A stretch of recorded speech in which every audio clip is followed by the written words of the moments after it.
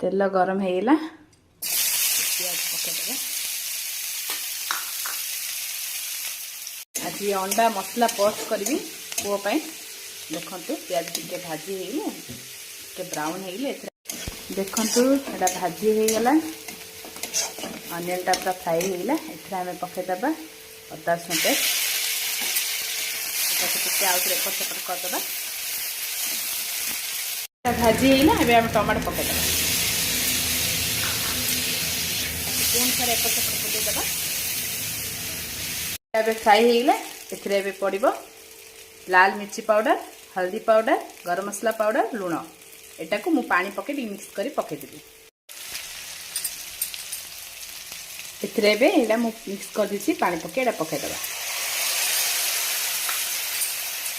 पुणी थे एपट सेपट बुलेदबा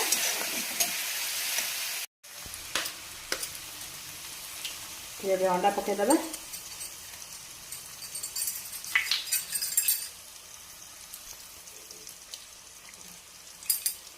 आ गए पकईदबा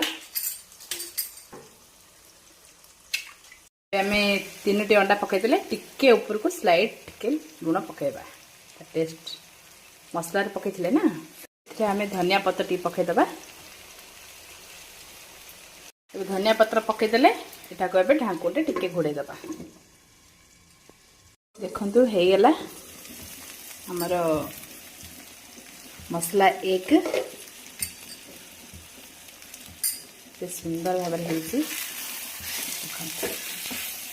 ऊपर टिके कंचा अच्छी ना सीझीगला हाँ पूरा होगला आज मसला अंडा पच पकई दी आ मो टिके पखाड़ आ पकड़ी गरम गरम पकड़ी आ घुगनी हाय सांग माने मो चैनल को आपण मान को स्वागत हाय सांग माने देखंतु सांग माने आज हमर हेची पखाड़ मो टिके पखाड़